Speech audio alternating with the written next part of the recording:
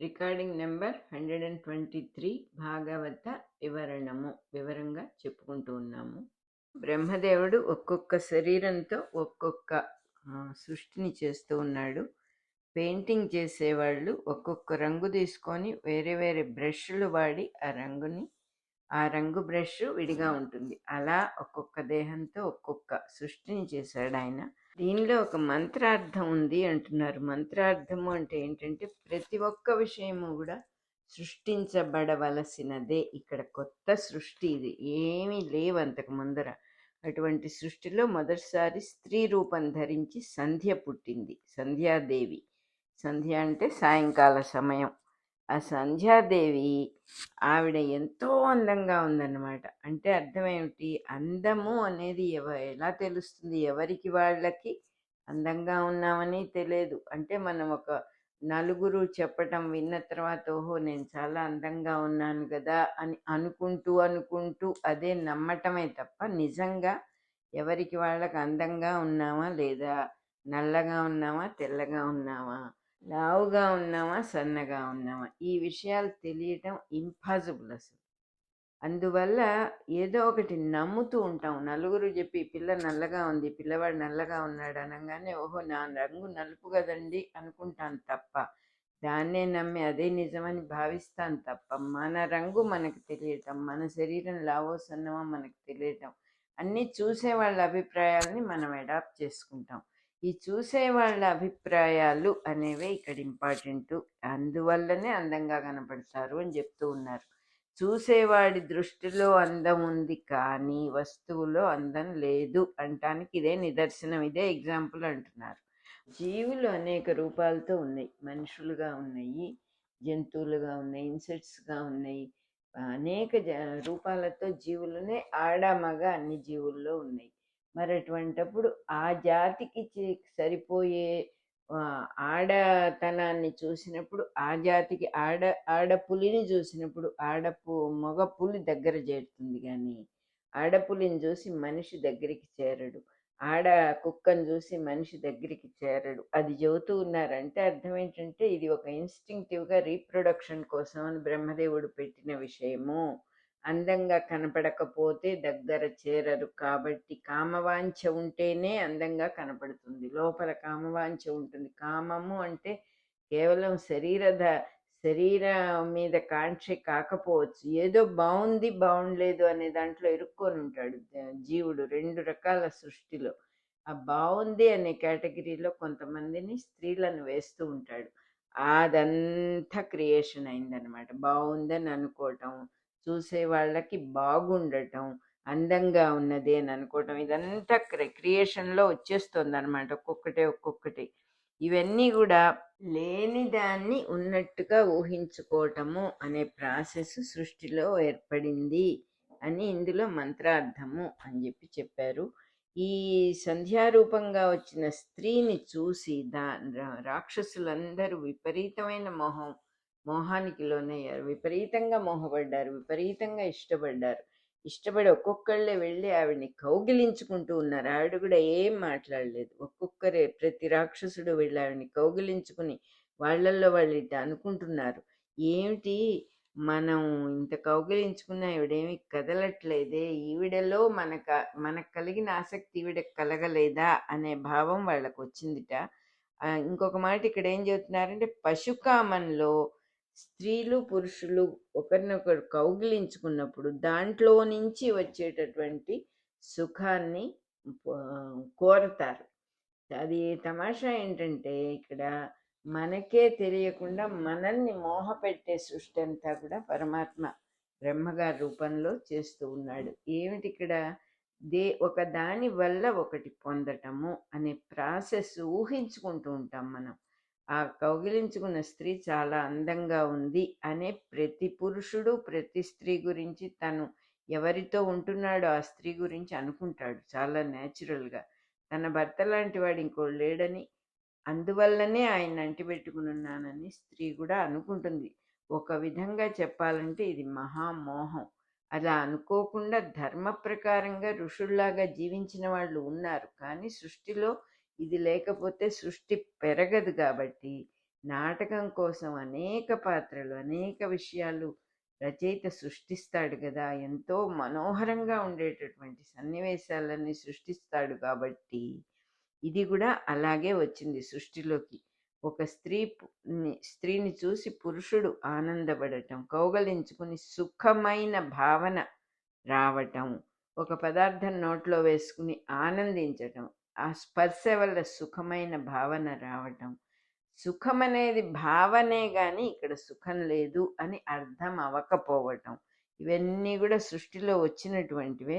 ఈ దేవతలెవ్వరూ ఆవిడ దగ్గరికెళ్ళి కౌగలించుకోలేదు. అంటే అర్థం ఏమిటంటే, కౌగలించుకోవాలి అనే భావన, ఆ కౌగలింత ద్వారా సుఖాన్ని పొందాలి అనే భావన రాక్షస లక్షణాల్లో ఒకటే గాని దైవ లక్షణం కాదు అని ఇక్కడ క్లియర్‌గా చెప్పేశారు.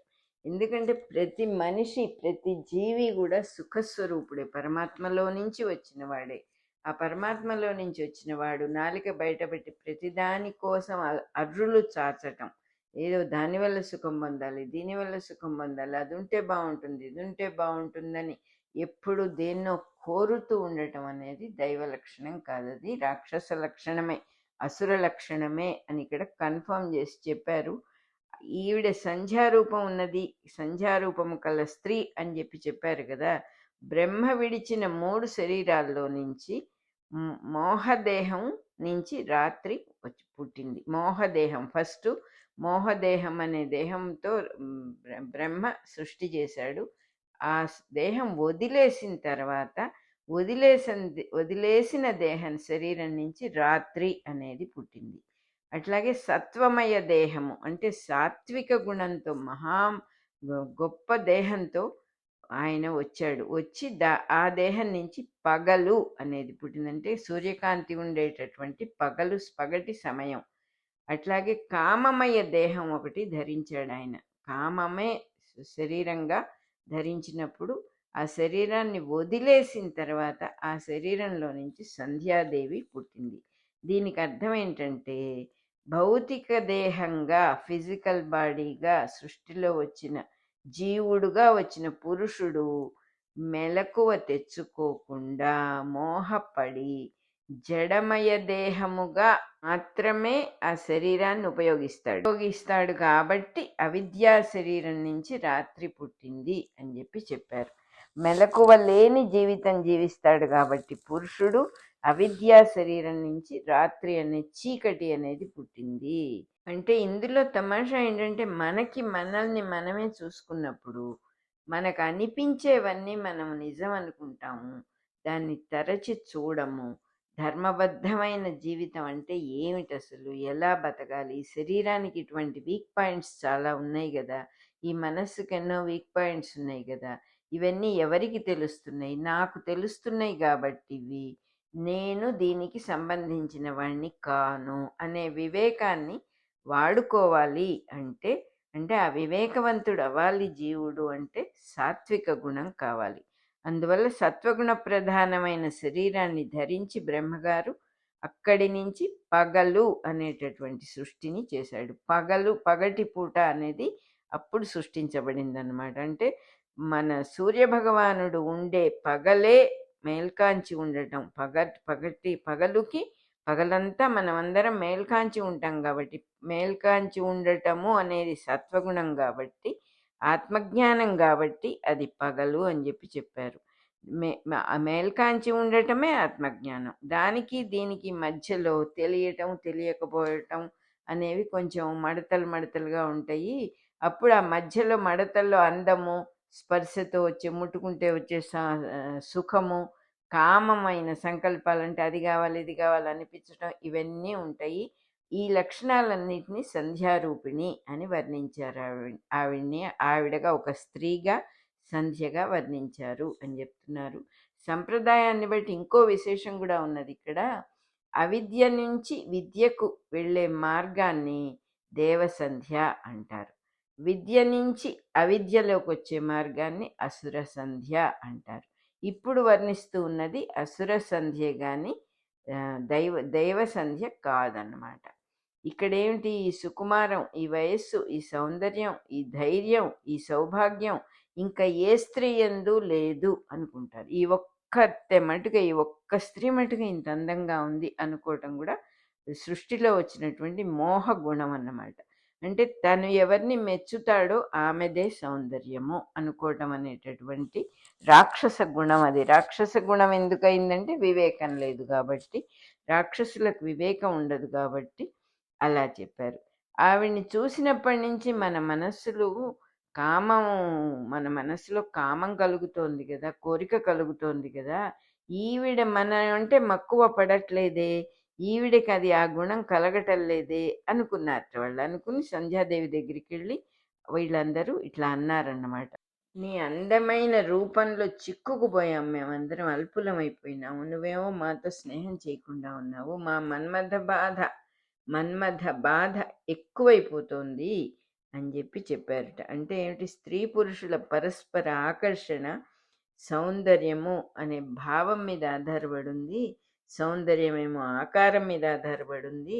కానీ చూసే సౌందర్యం చూసేవాడిని బట్టే వస్తుంది కాబట్టి కామము అనేది లేకపోతే, ఆసక్తి అనేది లేకపోతే సౌందర్యాన్ని గుర్తించే మాటే ఉండదు. ఆ సంధ్యాదేవి ఏమాత్రం స్పందించలేదు అనే మాట కూడా ఇక్కడ అర్థం ఎలా చెబుతున్నారంటే, ప్రతి శరీరంలో అణువులు, ధాతువులు, జీవకణాలు ఎన్నో ఉంటాయి.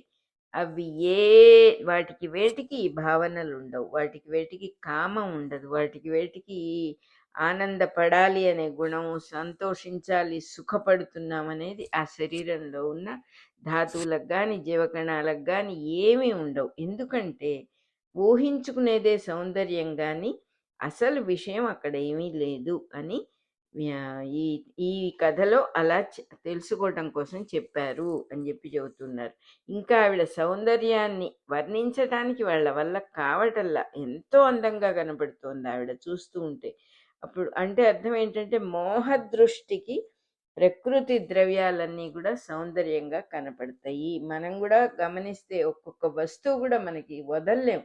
ఎంత బాగుందో, ఎంత బాగుందో, ఆవిడ ఎంత బాగుందో, ఈవిడెంత బాగుందో, ఆ వస్తువు ఎంత బాగుందో, ఈ వస్తువు ఎంత బాగుందో, అది మనస్సును ఆకర్షించి మనలో కావాలి అనే భావన కలగజేస్తుంది. కాబట్టి దాన్ని రాక్షస గుణము అని అన్నారు. ఎందుకంటే ఒకే వస్తువుని అందరూ అడిగి ఉంటే మొత్తం పోనీ ఆ వస్తువులో ఏదో ఒక ఇది ఆకర్షణ ఉన్నది అని అనుకోవచ్చు. అలా కాదు కదా, ఒక్కొక్కడికి ఒక్కొక్క వస్తువు నచ్చుతుంది, ఒక్కొక్కడికి ఒక్కొక్క స్త్రీ రూపం నచ్చుతుంది.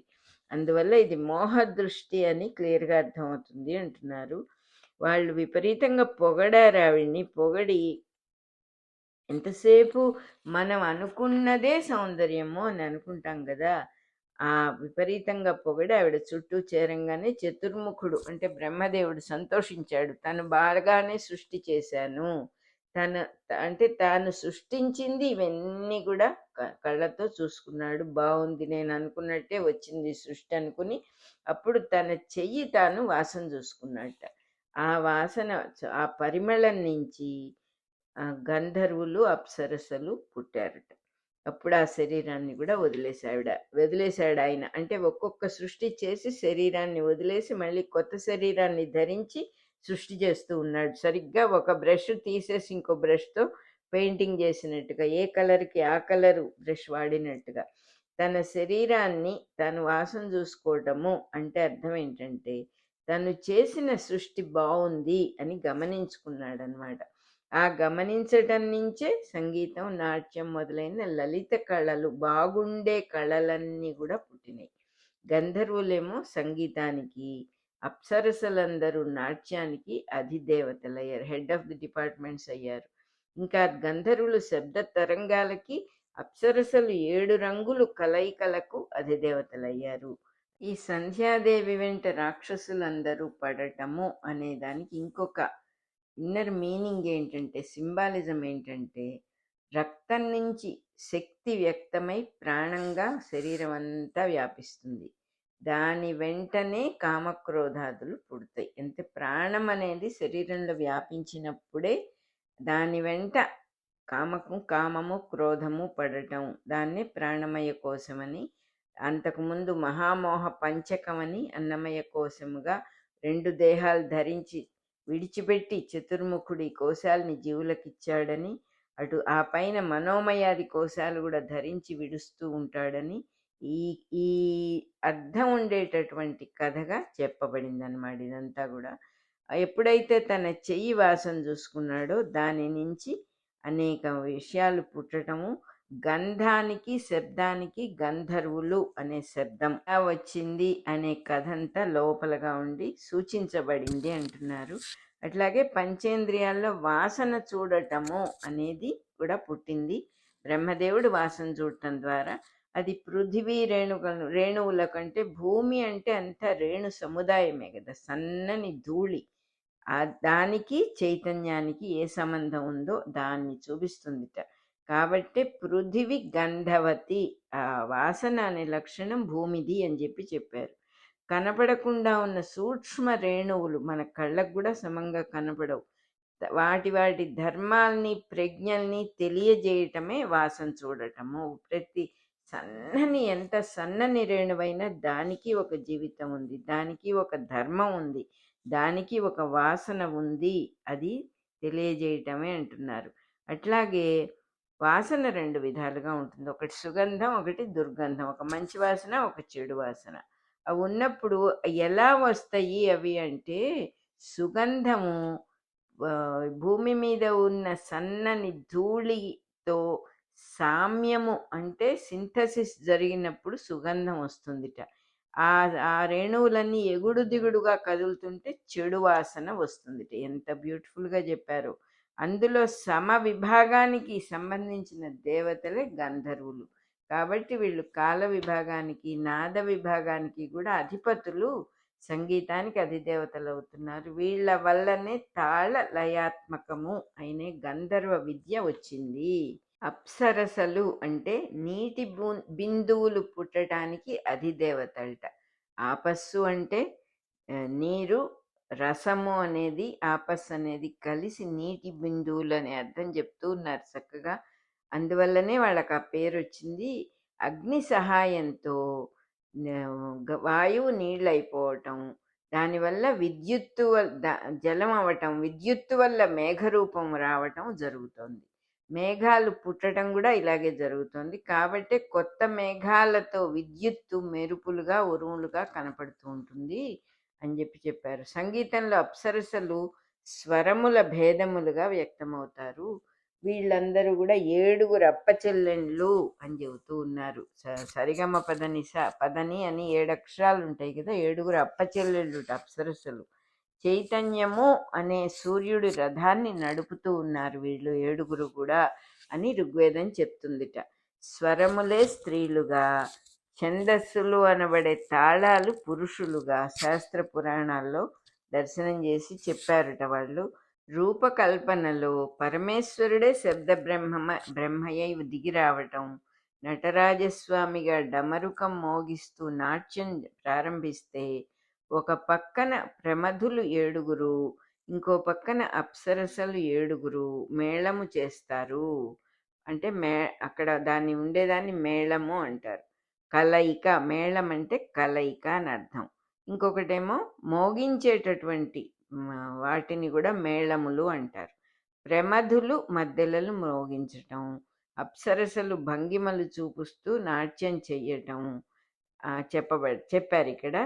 స్వరాలన్నీ అప్సరసలైనట్టు, తాళాలన్నీ ప్రమధులైనట్టు, శబ్దార్థ రూపంగా డమరుకమే వ్యాకరణంగా దిగి వచ్చినట్టు రూపకల్పన ఉన్నది ఇక్కడ అని చెబుతూ ఉన్నారు. మరి వ్యాకరణం అంటే గ్రామర్గా ఏదొచ్చిందంటే డమరుక శబ్దమే అట్లా వచ్చిందనమాట. ఆయన శివుడి చేతిలో డమరుకం ఉంటుంది కదా, దాని గురించి కూడా చెప్పారు. ఆ వెన్నెల, ఆ చివరికి వెన్నెల అనే దేహం అయిపోయింది. ఈ బ్రహ్మగారి దేహం వెన్నెల స్వరూపాన్ని ధరించింది. దాన్ని విశ్వావసువు మొదలైన గంధర్వులు, అప్సరసలు ఆ వెన్నెల రూపాన్నే వాళ్ళ నివాసాలుగా తీసుకున్నారు వాళ్ళు. ఆ తర్వాత బ్రహ్మగారు ఇంకొక శరీరం ధరించారు. అదేంటంటే మత్తు, ఉన్మాదము, ఆవలింతలు, నిద్రమత్తుతో తయారు చేసిన దేహంట. ఆ దేహం నుంచి పిశాచాలు, గుహ్యకులు, సిద్ధులు, భూతాలు వాళ్ళందరూ పుట్టారు. వాళ్ళంతా జుట్టు విరబోసుకోవటము, తర్వాతేమో దిగంబరులై బట్ట సరిగా తొడుక్కోకుండా ఉండటం, అవన్నీ కూడా వచ్చినాయి వాళ్ళకి. వెంటనే చతుర్ముఖుడికి భయమేసినట్టుగా కళ్ళు మూసుకొని ఆ శరీరాన్ని కూడా వదిలేస్తే, ఆ పుట్టిన వాళ్ళందరూ ఆ శరీరాన్ని తీసుకెళ్ళిపోయారట. చతుర్ముఖుడు తన్ను అన్నము యొక్క స్వరూపంగా ధ్యానం చేసి అదృశ్యమైన శరీరాన్ని ధరించాడు. అంటే కనపడని దేహాన్ని ధరించాడు, ఆహార రూపం ధరించాడు. అందులో నుంచి పితృదేవతలు సాధ్యులు పుట్టారు. తమని పుట్టించిన దేహం అదృశ్యంగా ఉన్నది కాబట్టి ఆ ఫలితాన్ని దేవభాగాన్ని స్వీకరించారు. ఫలితం ఎప్పుడు అదృశ్యంగానే ఉంటుంది, కనపడదు కదా ఫలితం అనేది. దాన్ని స్వీకరించారు. ఆ కారణం వల్లనే పితరులను సాధ్యులను ఉద్దేశించి మనం వాళ్ళకి హవ్యము కవ్యము అనే పేరుతో ఆహారం మనం హోమం ద్వారా అందజేస్తాం కదా, అది చెప్తూ ఉన్నారు. మనం చేసే సృష్టికి ఒక నమూనా ఉంటుంది ప్రతి చోట. ఏ సృష్టి చేసినా కూడా నమూనా అంటే మనం ఇంతకుముందు తెలియని విషయాన్ని మనం సృష్టించలేము, తెలియని విషయాన్ని బొమ్మగా వెయ్యలేం. మనం ఒక తెలిసిన విషయాన్నే మనస్సులో ఊహించుకొని ఒక బొమ్మగా ఒక ఆకారంగా పెయింటింగ్ చేయొచ్చు, లేదా ఒక చక్కటి కథ రాయొచ్చు. కథలో పాత్రలు కూడా మనకు తెలిసిన విధంగా ఉన్నవే రాస్తాం, కానీ మనకి తెలియనివి మనం చేయలేము. కానీ బ్రహ్మగారికి అట్లా కాదు. నమూనా అనేది అసలు లేదు ఇక్కడ, ఎగ్జాంపుల్ అనేది అసలు లేదు. అలా చేయాలి ఇలా చేయాలి వారిలాగా వీరిలాగా ఏమీ లేదు. మొట్టమొదటి సృష్టి, ప్రతి విషయాన్ని ఆయనే సృష్టించుకోవాలి. ఆయన ఇంతకు ముందు ఒక మాట నారదుడు అంటాడు, ఫలితము అనేది కూడా నువ్వే సృష్టించుకోవాలి కదా. పనిని నువ్వే సృష్టించాలి, పని చేసేవాడిని సృష్టించాలి, చేసిన పనికి ఫలితాన్ని నువ్వే సృష్టించాలి. అందువల్ల నువ్వు చేసే పనికి ఫలితం ఏమిటి అని నేను అడగటంలో అర్థం లేదు అంటాడు నారదుడు బ్రహ్మదేవుడితో. మనం చదువుకున్నాం అదంతా కూడా. అట్లాగే ఆ ఫలితము సమస్తము, వెన్నెల చీకటి, అన్ని రకాల గుణాలు, అందము చక్కదనము కురూపితనము, దైవ లక్షణాలు రాక్షస లక్షణాలు సమస్తము సృష్టించబడాల్సిందే. మనకు ఆ మన చూసేవాడి దృష్టిలో సౌందర్యం ఉన్నది అనేది బాగా అర్థం చేసుకున్నప్పుడు మన మోహపడటము అనేది తగ్గుతుంది. తర్వాత బ్రహ్మ సృష్టిలో ఇవన్నీ కూడా సహజంగా సృష్టించబడినవి. ఎందుకు అంటే ఇవన్నీ ఉంటేనే నవరసాలు ఉండేదే నాటకం, నవరసాలు ఉంటేనే అది బాగుండటము అనేటటువంటి ప్రాసెస్ ఒకటి. తర్వాత సృష్టి అంటేనే వివిధత్వం, వెరైటీ, విపరీతమైన వెరైటీ కావాలంటే అక్కడ మంచి చెడుల విచక్షణ పెట్టుకుంటే వెరైటీ రాదు. ఎందుకంటే చెడువాడు ఒక విలన్ అనేది లేకపోతే ఆ కథకు అసలు రంజుగా ఉండదు, మజా రానే రాదు, ఆకర్షించదు. ఇద్దరు ఉండాలి, ఒక హీరో ఉండాలి, ఒక విలన్ ఉండాలి. ఆ రకంగా రాక్షసులు దేవతలు అనే సృష్టి కూడా బ్రహ్మదేవుడు చాలా ఆకర్షణీయంగా అంటే అట్రాక్టింగ్గా ఉండేటటువంటి సృష్టిని చేశాడు. ఆయన సృష్టికి నమూనా లేదు, ఆయనే he is the original for that సృష్టి. కానీ మనం ఏది సృష్టించినా, మనం ఏది అనుకున్నా, ఇది నా సంబంధమైందండి, ఇది నాది, ఇది ఇంకెవ్వరు క్లెయిమ్ చేయడానికి వీల్లేదు అని మనం రూల్స్ పెడతాం. కానీ మనం ఏది సృష్టించినా కూడా అది కాపీయే. యూజీ గారు అనేవారు, original it self is a duplicate అనేవారు. ఎందుకంటే నీకు తెలియంది నువ్వు చేయలేవు కదా. నీకు తెలియటం అనే ప్రాసెస్ నువ్వేమన్నా కొని తెచ్చుకున్నావా? తెలియటం అనేది జరిగింది. తెలియటం అనేది సృష్టిలో ఉన్న వస్తువుల గురించే నీకు తెలియటం అనేది జరిగింది. ఆ తెలిసిన దాన్ని నువ్వు ఇంకో రూపం ఇచ్చావు, అది డూప్లికేటే కదా అని అనేవారు అన్నమాట తమాషాగా. మన రికార్డింగ్ నెంబర్ 123 అయిపోయింది.